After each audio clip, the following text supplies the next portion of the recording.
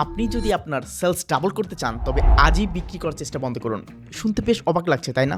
Let me explain. সাইকোলজির একটা golden rule হলো people love to buy but they hate being sold two.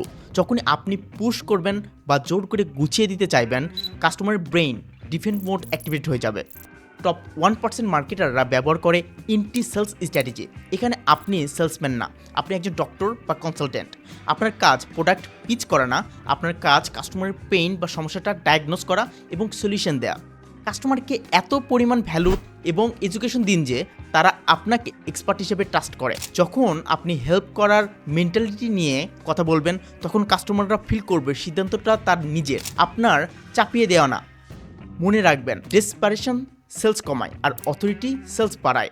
তাই chess করা বন্ধ করুন, অ্যাটাক করা শুরু করুন এবং এই ভিডিওটি সেভ করতে ভুলবেন না। এরকম মার্কেটিং এবং সেলস রিলেটেড টিপস পেতে ফলো করতে পারেন না আমাকে, এবং দেখা হচ্ছে পরে কোনো ভিডিওতে।